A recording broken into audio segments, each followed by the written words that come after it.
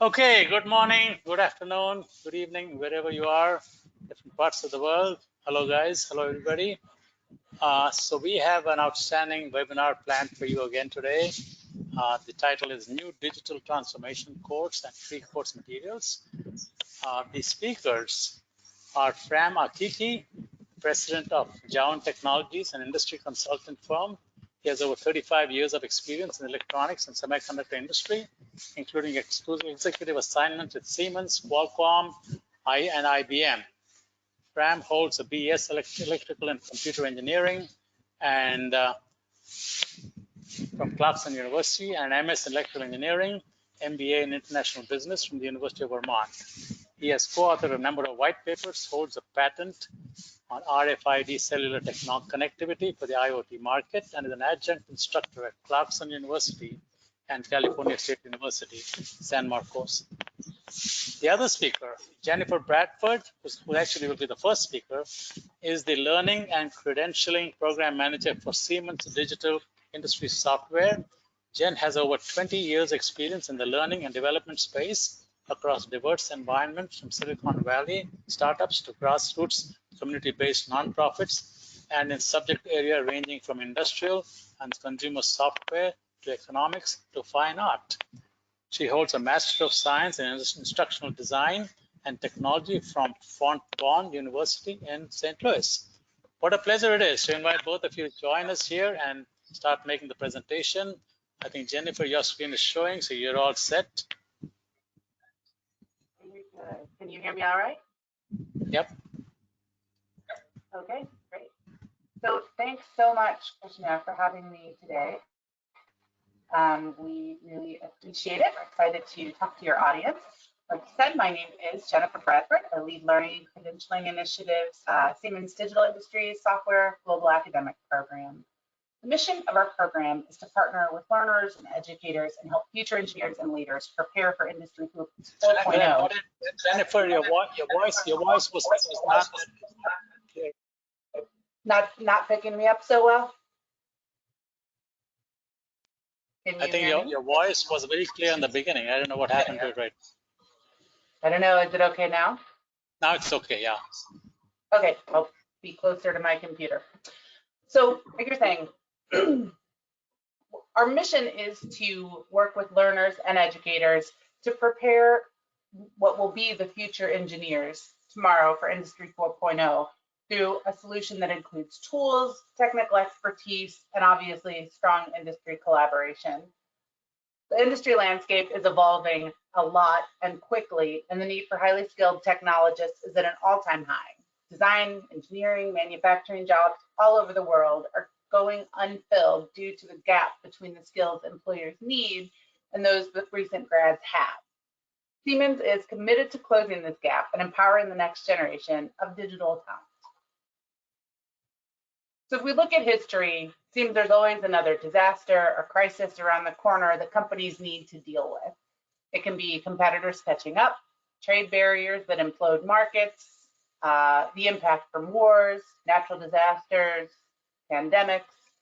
These difficult issues definitely help to drive innovation. When the oxygen tank exploded on Apollo 13, NASA ground controllers had to rewrite procedures and get that crew home.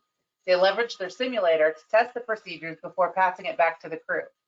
Imagine how different that would be today, 50 years later, with a digital twin for simulations for that scenario.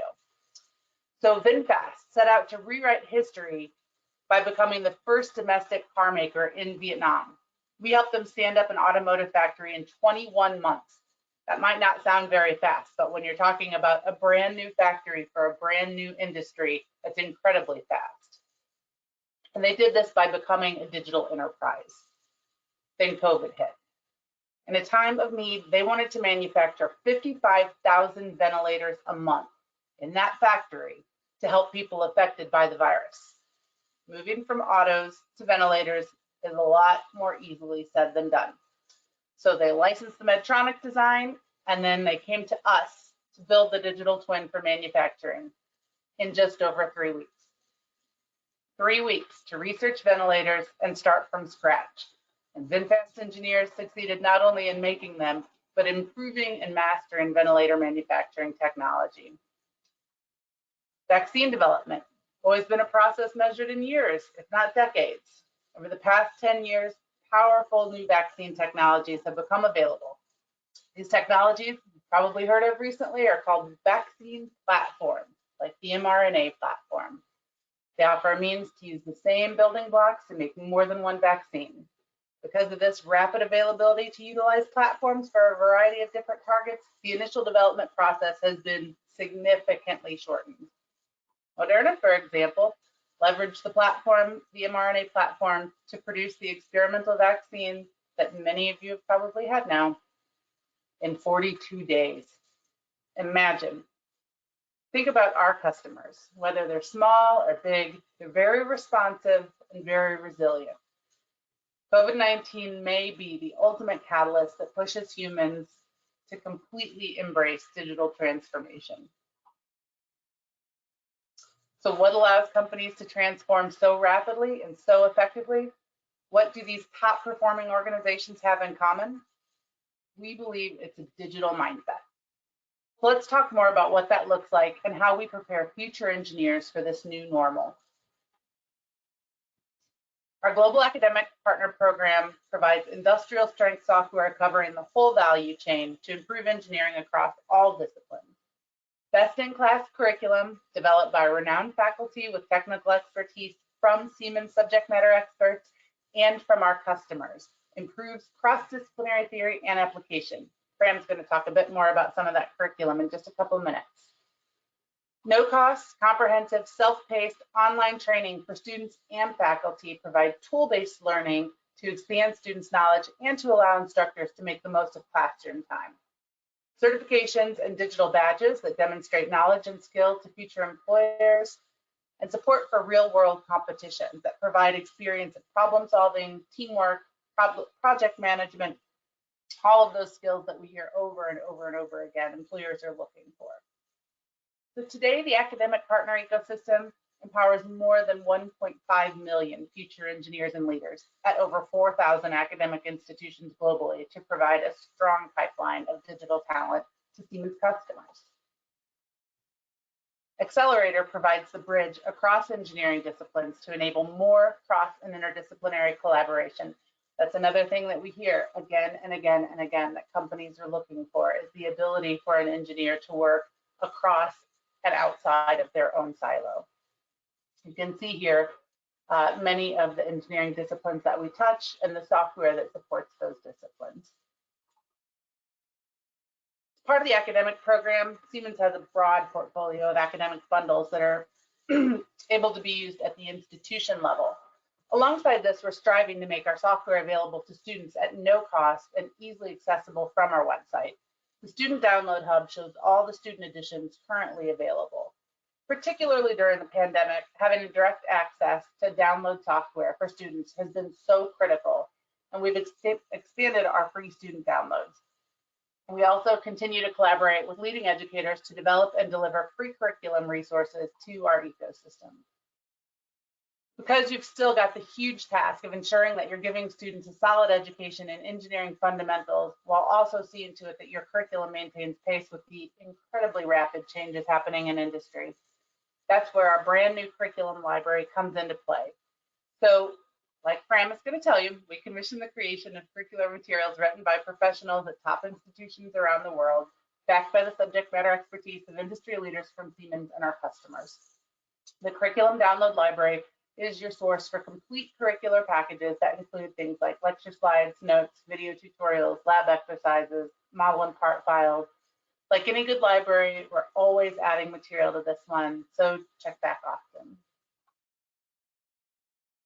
So Siemens Accelerator Academy, formerly known as Learning Advantage for those of you who have been using it, is a program that really caters to individual interests and needs in the academic world. So beyond the curriculum resources that I just talked about that are meant to be used in the classroom, access to the Accelerator Academy is the exact same learning portal used by our commercial customers.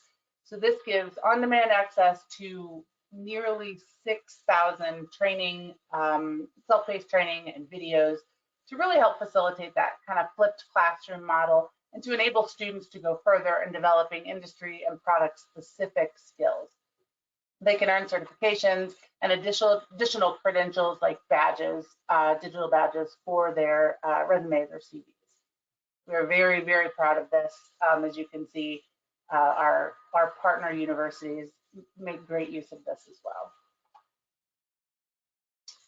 So in addition to training and curriculum, we're very, very excited to be launching a new open learning initiative. We know the way people learn is changing. We're prepared to meet learners wherever they are and support them on that journey to earning the right credentials that give them the place and the space that they want to be in their career. With an ever-growing list of free student software downloads and our open learning initiative, we're truly preparing today's learners to become tomorrow's leaders, no matter where that journey starts. In 2021, this year, we will launch several MOOCs across the Coursera and edX platforms with our partners, University of Michigan and Harvey Mudd College. So stay tuned for those. We're very excited to see those come out this summer. Where do you get the latest information, podcasts, blog, webinars, case studies? Siemens.com/software/academic. By working with schools around the world, Siemens helping to close the skills gap and connect employers with academic institutions that will help develop a new age of digital talent. Let us help get your students Industry 4.0 ready.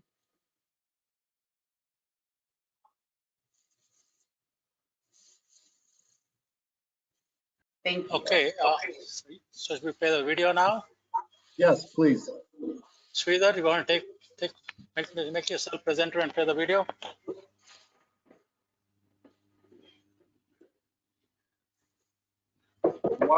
While they're doing that, the video I wanted to start off with is actually a video that I typically will start off the course with. It's the first slide in the course material, and it's a good introduction on the importance of digital transformation and what's happening in industry today.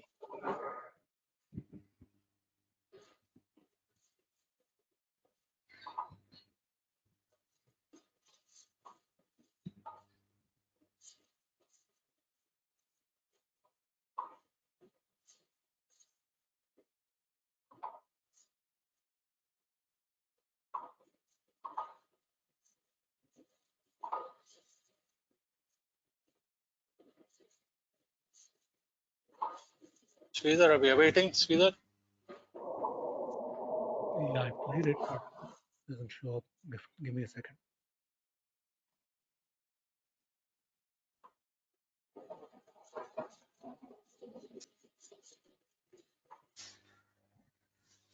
Do you want to make myself the presenter and show it? You try? Yes, try that. Speak up. Yes, try that, please. You want me to try? Yes, please. Okay. Make myself the presenter. Show my screen. And let's see if I can play the video.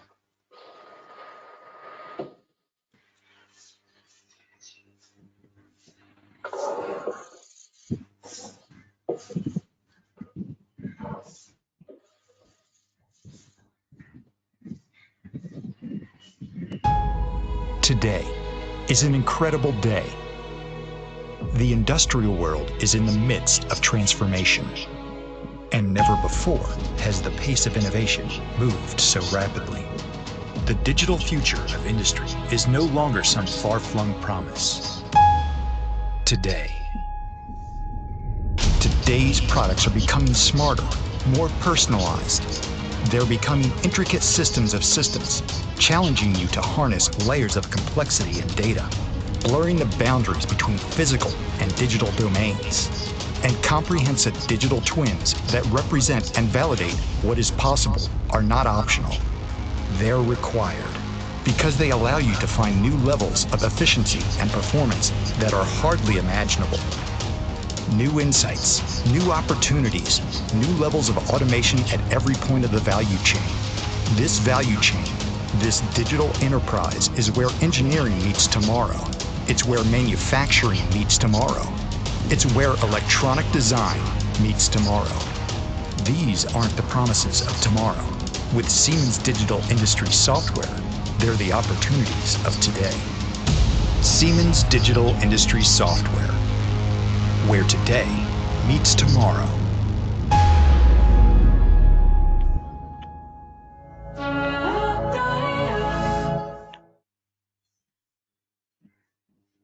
Okay, Fram, I'm going to give you the screen. You click show my screen and you'll be on. Yeah. There you go. You're on. Perfect. I'll go into presentation mode. Can everyone hear me well? Perfect. Okay, excellent. So that video, by the way, was introduced by Siemens about just over a year ago at one of their meetings with industry analysts. And it was a good way to kick off this whole concept of digital transformation, which I'm going to talk about here in the course that I developed with Siemens.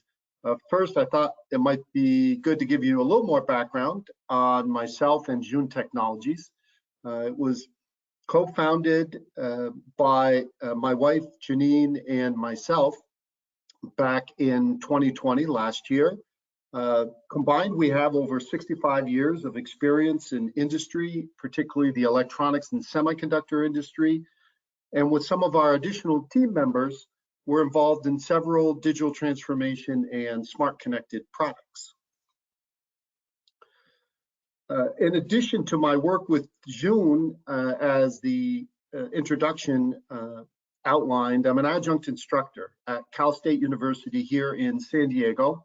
I'm up early this morning out here in California, and Clarkson University. And I was fortunate enough to not only develop this course on digital transformation with Siemens, but I had the opportunity to teach it this past semester as part of Clarkson University's cohort graduate program in engineering and management. The class consisted of 14 working professionals, which is pretty typical for their cohort graduate program. And they represented 4 out of the 8 industries that are covered in this course. And I'm going to go through this kind of fast at a high level because I really want to get to your questions and comments at the end. So this gives you an overview of the syllabus of the course. The course was developed as a 15-module semester-long course. The course is very flexible in that you can target it either at a undergraduate level, particularly junior, senior class, or graduate level. As I mentioned before, with the Clarkson program, I was teaching it at the graduate level. It's also flexible in that it can be taught in an engineering curriculum, made a little bit more technical, a business curriculum, or something in between, like an interdisciplinary engineering and management. Like I said, the course I taught at Clarkson, it was part of an interdisciplinary program, engineering and management. It turned out, I think 12 out of the 14 students that were in the class had engineering backgrounds. So, and the modules I think about in themes, there's sort of 3 themes in these 15 modules. The first is module 1, which is the overview. The second looks at the technology trends, which are modules 2, 3, and 4, and also the influence of those trends on the product lifecycle, which is modules 5, 6, 7. And then the third theme is really looking at the applications of this across 8 industries that you see here. And that actually takes almost half the modules here, right, from 8 to 15. So each module starts out with an objective. And here's an example from module 1, which was the overview of digital transformation. So for those of you who are familiar kind of with standard student objectives in syllabus and whatnot, we follow those guidelines. And then Each module also contains an outline of what we will go through in that module. So it gives the students a look up front at what some of the topics are that we're going to discuss. One thing I also wanted to point out here on this one, on the overview, couple things sort of weave through the entire course. The first key concept that we focus on in this course, because digital transformation can mean a lot of things. And so one of the things we focus on is the impact to the product life cycle, from concept all the way through to the end of life. In Siemens terminology, we refer to it as ideation, realization, and utilization. The other key concept, very important, not only to digital transformation, but particularly when you look at it in the context of product life cycles, is the digital twin. This idea of using virtual models to simulate actual products and processes in order to save time and money. So you'll see throughout this course a lot of focus on product life cycle and, of course, digital twins. The course starts out with what is digital transformation, and I emphasize that it's simply not replacing manual processes with digital processes. The key with digital transformation is how business processes and activities can be fundamentally changed to take advantage of technological advancements. Digital transformation is big business. You see here over $2 trillion worth. And as you can see from this quote from the CEO of Accenture, it's not just a nice to have. It really is required to survive with everything that's going on today. And when you look at other eras and transformations that have happened in the past, there is some similarities that anytime you go through these kinds of transformations, there's always winners and losers. The difference though now is with digital, the winners are going to win big and the losers are going to be gone, and they're going to be gone fast. So just prior to the pandemic, I chaired a day-and-a-half session with 16 top executives from leading electronic and semiconductor companies like Lenovo and TSMC. And there were two key items that were mentioned over and over by these executives. The first was time to market pressures have never been greater. The second is at the same time they're trying to get to market faster, business complexities have also never been greater. So a big driver for digital transformation is how to deal with this explosion of complexity. And the complexity is manifested across the board. So it includes complexities in markets, products, supply chains, manufacturing, sales, and service. So companies are clearly seeing the need for digital transformation to both survive and ultimately thrive in their industries. But unfortunately, while a lot of companies see the need, not all of them are going about it in the right way. And there's been some very public digital transformation failures with companies like GE and Ford. And if you dig into the details, you see two lessons learned. If you want a successful implementation that delivers, by the way, bottom line results, first is you need strong organizational buy-in top to bottom, from executives down to rank and file. The second is you need engagement across the organization, particularly from operational groups like design, manufacturing, and sales. Digital transformation cannot simply be an IT-driven activity. So I talked about the focus on product life cycles. And what you see here is digital transformation and its impact on really one of the most important parts of our society, which is how products are designed, manufactured, and utilized. So looking at it, changing the way ideas come to life.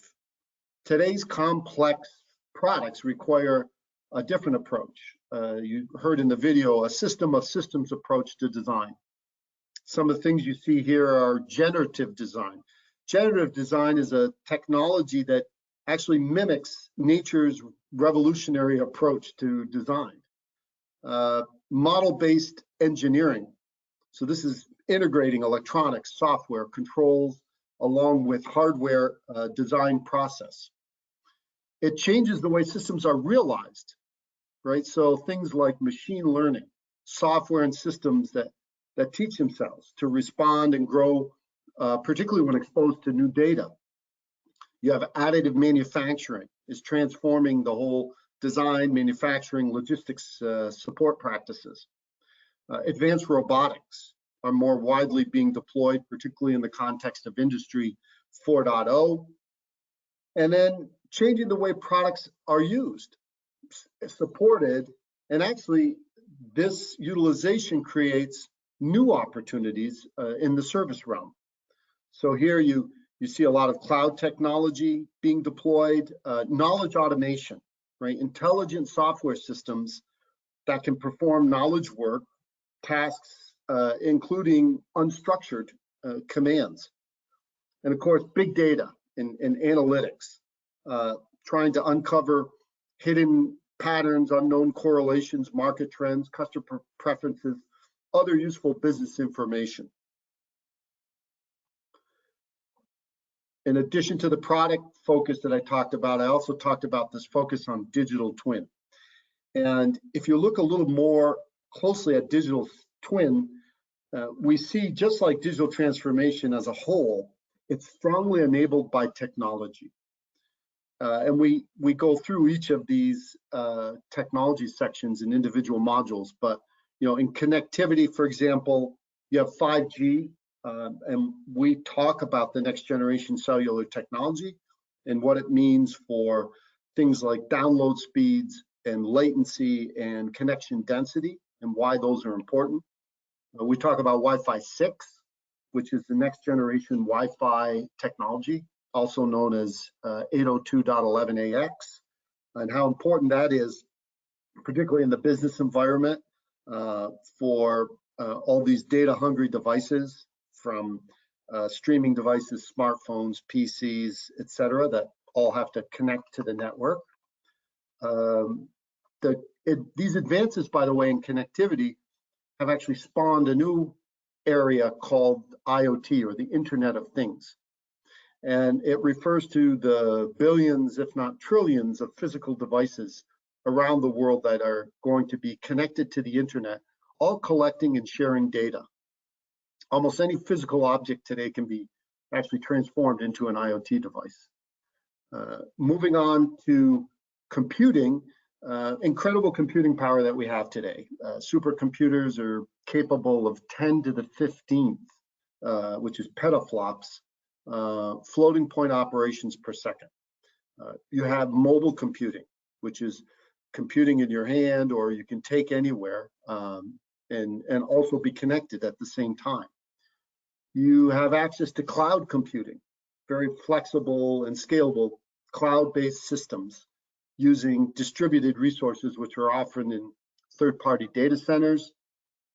And of course, you have edge computing, which is distributed computing technology that is typically closer to where the data is generated and where actions need to be implemented. And of course, none of these operate independently. Most of these systems are some combination of edge, cloud, and mobile computing techniques. Similar to the way IoT was sort of born out of the connectivity revolution, you have, coming out of the compute revolution, advancements in things like mixed reality. So we talk about the impact of virtual reality, how you can develop these immersive environments in a completely 3D digital world. Augmented reality, which superimposes the digital world onto the real world. And then mixed reality, which is not only taking digital images and superimposing them on the real world, but actually being able to interact between the digital and the physical world. All this really is possible because of the advancements on the compute side. And then finally, artificial intelligence, which really comes out of the advancements of both computing and connectivity coming together. And that has allowed things like machine learning, data science and analytics, and even the element of robotics, which is this intersection of science, engineering, and technology, and a very important field for Industry 4.0 in the manufacturing environment. So as I mentioned, these technologies each get their own module, modules 2, 3, and 4. So the digital thread for product lifecycle enables organizations really to think about designing anywhere, building anywhere at scale, while still getting the insights into rapid product and process optimization. It really breaks down silos, not only between organizations, but between companies and even countries and continents. It helps connect the whole life cycle of product and process through all the phases, right? And these phases including designing, analyzing, building it, monitoring the performance, testing, all of these elements. And I like to think of a digital thread as connecting or weaving together a lot of little digital twins. So that weaving together, hence the term thread or digital thread. So when we look at digital transformation across several industries, and we do that in this course, you saw the 8 industries that I mentioned, from electronics and semiconductors to shipbuilding. And we tied together some of the common themes across all the industries. We talked earlier about how complexity is exploding, right? Markets, products, supply chains are all global and shifting. Consumers in all these industries are driving more personalization and customization. And product life cycles are shrinking. We talked about time to market and the pressures never being greater. Digital transformation provides the opportunity to harness this complexity for a competitive advantage. And to do that, we talk about first how to use the insights and data from solutions like comprehensive digital twins. Companies can build more flexible and connected machines to handle a wide range of products, enabling quick responses, for example, to consumer preference changes. And second, which is also very important, no two companies are the same, which means with digital solutions, it really allows companies to start their journeys in different places and evolve them over time. So here's an example from one of the industry modules, specifically the automotive and transportation module. So you look at transportation today, the transportation revolution, which is on the left-hand side, requires the automotive industry to achieve some incredible operational excellence while still having to deal with disruptive technologies and even business models. Digital transformation is needed to address this process revolution and the transportation revolution at the same time. Some key digital technologies that we look at in the automotive industry include integrated product realization. So you see that on the right-hand side. And this is the concept or idea of thinking about design, simulation, and manufacturing as an integrated step. Another big one for the automotive industry, and in fact for a lot of industries, is software and systems engineering. This is sometimes referred to as MBSE, which is model-based system engineering. And again, sort of a very important concept of how to think about complex systems from a system environment, as opposed to simply thinking of a bunch of components coming together to form a system. So it's kind of a tops-down approach instead of bottoms-up approach. We ask a lot of questions, particularly in the industry deep dives or looks. You see this one here. One of the most difficult parts of validating autonomous vehicles is the sheer number of scenarios that you can run into. And the question we ask here, right, is how can you be confident, right, these vehicles will perform both safely and comfortably at all times, right? So safety is an obvious prerequisite to enter the market, but comfort is really required to gain public acceptance and to win over customers. If the vehicles are not comfortable or don't drive comfortably, no one's going to be in them. So comfort can be a key differentiator really to build brand reputation for autonomous vehicles. We go through a lot of real examples. Again, thanks to Siemens, we're able to share these real examples of how digital transformation has transformed these various industries. This example is from a leading supplier of autonomous vehicle systems for both advanced driver assistance systems, also referred to as ADAS, as well as a leader in automated driving developments. And their challenge, per the question earlier, was how do you prove safety and comfort in systems, given that you have a limited amount of development time, right? This idea of getting to market fast. So what they were able to do was embrace a massive virtual simulation to speed up development and validation.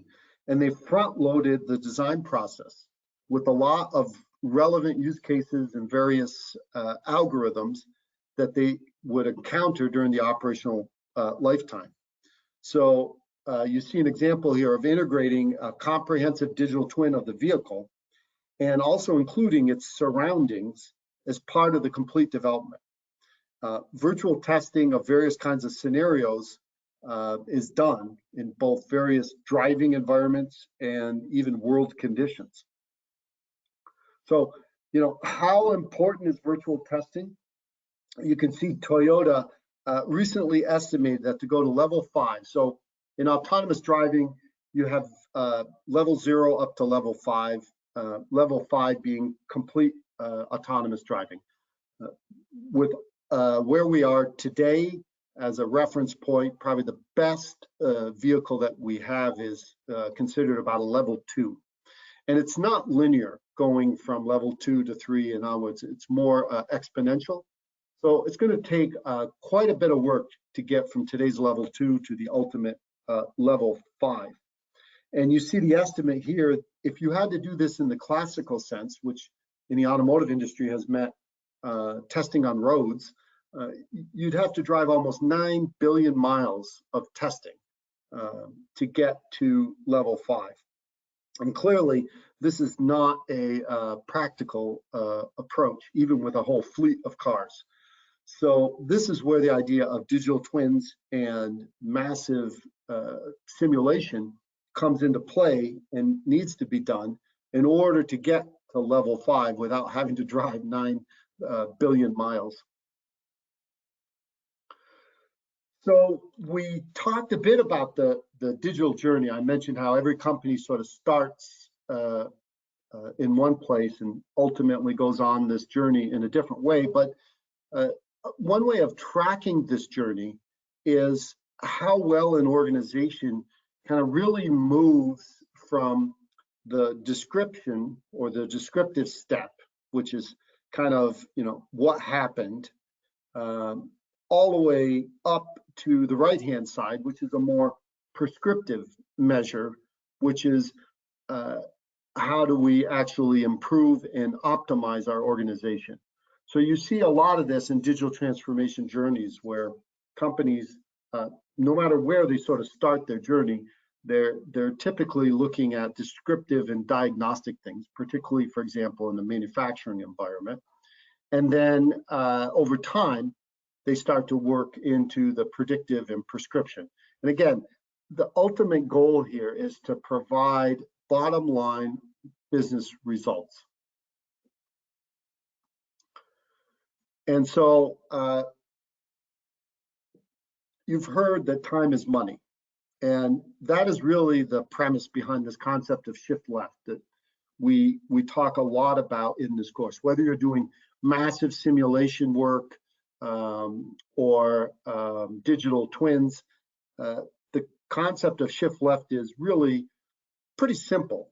The sooner you can verify your product or validate your manufacturing process, the better. And as you see on this slide, the cost of change and investments are generally cheaper earlier in the product lifecycle than later, making the ability to change all that much easier. And so that's a very key concept, particularly when we're looking at our industry, industry dives, to look at how can we drive things and shift things to the left. So I'm going to stop here and see what questions or comments our viewers have. Okay, great. Thanks, thanks, Pram, and thanks, Jennifer. We have a few panelists here who might get the conversation started, and then we'll look for questions from the audience. So, audience, if you have any questions, comments, please start typing them up. In the meantime, I'm going to recognize here your senior director from academic programs from Siemens. Dora Smith is here. Hi, Dora. We have the president of IFIS here, Ala Ashmafi, and then we have Natasha DiPaolo, from former president of Global Engineering Deans Council. So, Dora, do you have any want to make a few comments before we go to Ala and Natasha? Thanks, Krishna. Honored to be here, and thanks, Fram and Jen, for giving this good overview. This is what we do, right? We want to work with leading educators like Fram and the guidance from Jen and our subject matter experts to really help schools go through this digital transformation, just like we've been helping our customers. So please leverage the expertise of Fram and the content that's been developed in these course materials. They're there for any academic institution that wants to work with us. So thanks, Krishna, for the opportunity. Thanks, Dora. Thanks for doing this for us. Ala, you want to jump in? And Natasha, any comments from both of you? Yeah, go ahead, Ala. Yeah. First, I wanted. I mean, it's a great to have Dora with us here today, and just wanted to express our extreme gratitude to Siemens for being a partner with IFIS and probably GEDC as well. We very much value that partnership and look forward to even a stronger partnership. Today's webinar was outstanding. I mean, it really covered both the administrative aspects of the academic programs that Siemens has to offer, as well as a great example of how that is used in academia. I will leave the academic questions to the audience, but I wanted to ask Jennifer, you mentioned that there are about 4,000 students who are currently, or maybe who have participated in your program. If you could just provide a quick, breakdown of demographics and geographic distribution as well. Where are these located, and are they undergraduate students, graduate students, working professionals? So yeah, great question. It's actually about 4,000 institutions, or about 1.5 million students that are involved in our learning programs. And they're located really all over the world. We have, of course, lots and lots of schools on board in the US, but also Europe, India, Africa, Australia, South America, Brazil, especially, lots and lots. I mean, so really we see a pretty broad distribution across undergraduate and graduate, across a dozen or more than that, really, engineering disciplines. In fact, not just undergraduate and graduate, also we have a big footprint at the high school level as well, and even some younger students in the K-12 or K-8 space in the US.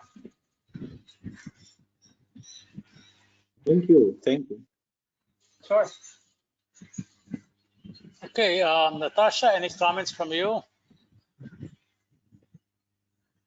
No? Okay, so we have a few questions about specifics. I was, Go ahead. I haven't, Go ahead. here's Go ahead. Natasha. Hello, I was having Yeah, go ahead. trouble unmuting. Yes, I think wonderful presentation.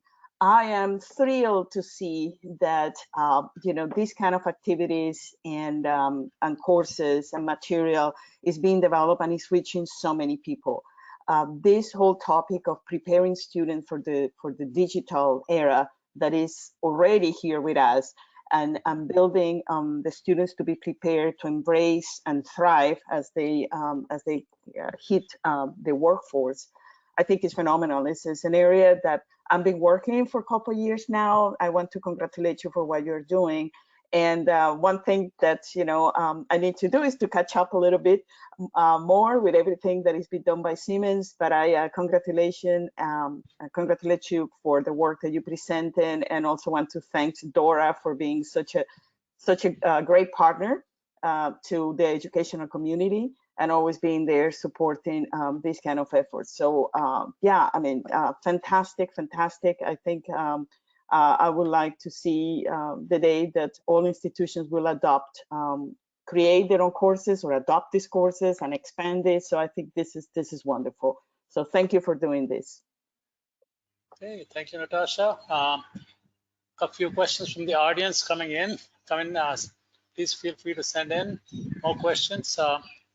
There will be a recording of this whole program, and so some of you have asked questions about that. So we'll be able to send it out to you. All you have to do is send us an email, and we will take care of that. Okay. The several folks particularly from India, are interested in the little more specifics about the course, how many days it takes, what type of students, how do you get into the course, how much it's going to cost, and stuff like that. Anybody want to give us a little breakdown on that? So the specific material that we developed is, and Jen, you can pipe in here, right, is available on the Siemens academic portal.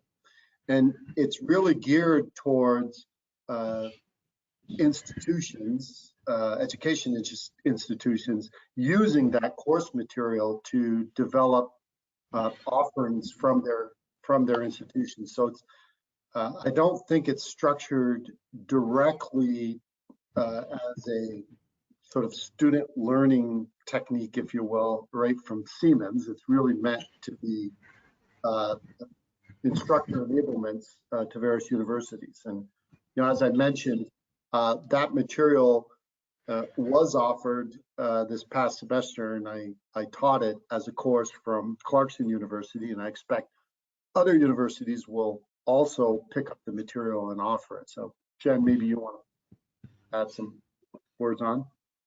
Yeah, that's exactly right. So as I mentioned before, we have a curriculum download library. This is really meant to be a resource for instructors for classroom or virtual classroom material to use. And these are packages that are sufficient to stand up an entirely new course, like a digital transformation course.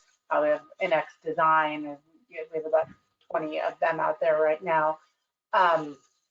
Or to use and to take a more modular approach and to work into your existing courses as you see fit. There really is a lot of material packed into each package. You know, likely more material than you would likely need to do a full course.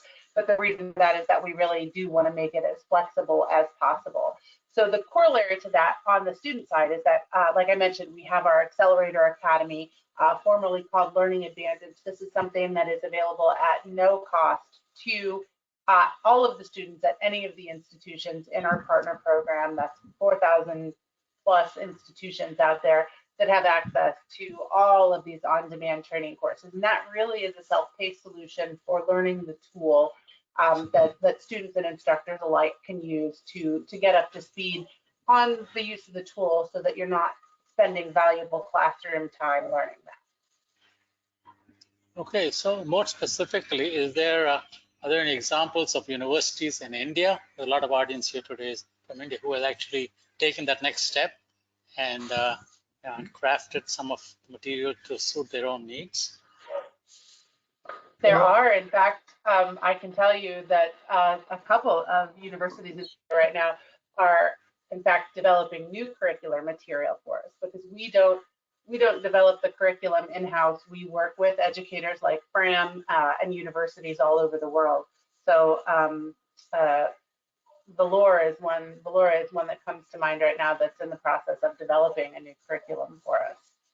So I'm going to add, here's a challenge to those students that are in India, which is go back to your universities or universities that you're interested in and ask them if they have this, and if they don't, why not? And make them go and download it, because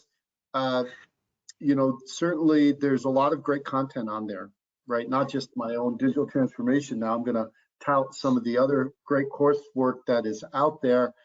And I think the great thing about this, including the course that I developed, is it has very strong ties to what's happening in industry today, which I think is a differentiator versus some of other courses that I've seen being offered, which might be a little bit more theoretical in nature. We deal in the digital transformation course, we deal a lot with theory, certainly, but we ground that theory solidly in what's happening in industry and how to make a difference. So a lot of my students, in fact, one of the feedback that I got just teaching it this past semester, particularly because there were a lot of working professionals, were they were able to take this information and use it immediately in their current jobs. In fact, there were even a couple of introductions that I made for students in my class, specifically to other people within Siemens, to learn more about how they could implement certain digital solutions within their own organizations. So, I tell the students, or challenge the students, don't be afraid to ask questions and take this as far as you want to go. So same challenge goes out to our friends in India. So yeah, that makes me think about some situation in India is like this. Lots of little small private colleges all over India, right? Mm-hmm. And I think very few of them would have the technical or the financial resources to say, okay, I'm going to go in there and do this. And for example, I run an organization called the Indo-Universal Collaboration for Engineering Education, and we have 50 such colleges that we work with and try to improve the quality of engineering education. So I'm wondering if there's a model where there is a group of institutions would collaborate together and develop the curriculum and take it forward and offer it to all the institutions in a kind of collaborative manner. That might make more sense in some situations. I don't know. I think part of our goal in making these curriculum packages available for free for anyone in the world, I mean, you could go download it right now, siemens.com/software/academic/curriculum. You could go do that and you could implement it. I mean, we don't want cost to be a barrier in having these resources. That's been the whole impetus behind our decision to make this truly an open learning initiative. Okay. Yeah, and one of the things, again, back to the digital transformation course, and we talk about how digital is a great equalizer, right? And so you've got new startup companies now that can compete with some of the largest and most established companies in the industry because of technology and digital. Same applies in the education world. And so whether it's in India, the United States, Europe, across the world, there's a great opportunity right now for universities that historically maybe did not have as large endowments and the resources to actually tap into expertise and technology and resources that is on par, in some cases exceeding what larger institutions are offering, again, because of the linkage, I think, to what's happening in industry today. So, I know even in my adjunct role, Clarkson University it's a relatively smaller engineering school in upstate New York. I teach out here at Cal State University in San Diego, but I also advise and work with a lot of universities across the world, and including in some underdeveloped areas in the United States. And they're excited about this idea of getting access into some of the digital technologies. And I think with the pandemic and how everything shifted online, it's only accelerating that trend. Okay, great. Alicia has put up a link, and somebody says the link is not opening, so I just tried it. It does open, so it is opening. So whatever link Alicia has put up to access some of the details, it does work. So please go in. Let's see. Okay, so with that, I'm going to hand this over to Hans. Okay, Hans, over to you. Thank you very much. Fran and Jennifer, both of you are quite inspiring, by the way. And I want to find ways to engage you, and I'll discuss this with our wonderful colleague and leader, Dora Smith, with whom we've worked for years and who has very high regard for both of you, and for us to find other creative ways to get you engaged. I just want to make a couple of comments. What's really fundamentally important to both the IFES and GDC community is the engagement of our students in our global events. And, yes, we bring together deans and leaders and corporate colleagues and distinguished professors, but increasingly this exchange between the students and those others individuals. And I want to just plant a seed again for our annual conference, hybrid virtual this year in Madrid, Spain.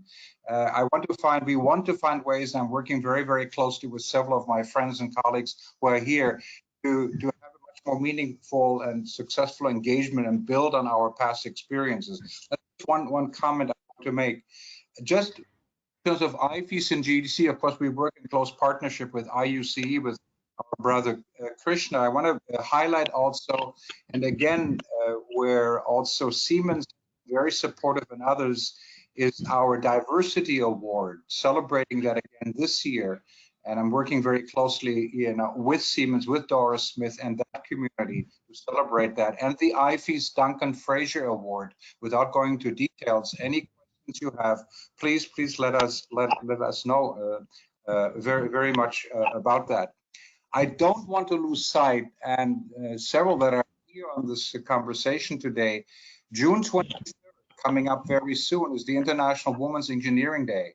And we are celebrating this year by bringing together two webinars. One webinar facilitated by the women authors of our third edition, focusing on India, and the second webinar that same day on June 23rd, and please mark your calendar, we can send you the link, on Africa.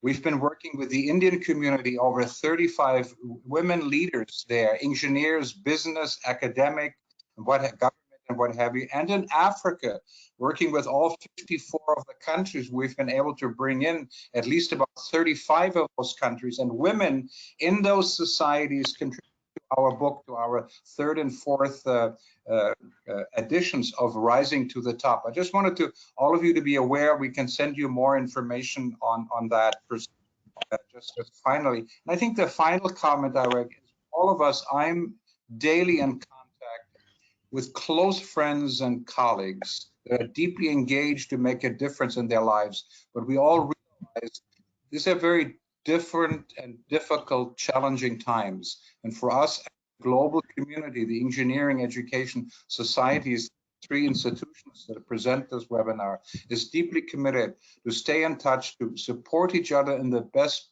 possible way, stay on the high road. I know this is very challenging, and we deeply continue to build on our friendships, personal relationships, and our professional academic relationships moving forward. So with that, I just wanted to thank both of you. Really outstanding conversation today, very, very much, and look forward to stay in touch. Peace be with all of you, and above all, stay healthy, please. Thanks so much. Thanks, Krishna. Bye, everybody. Be happy, be safe, be healthy, everybody, and take care. Bye. Thank you, everyone.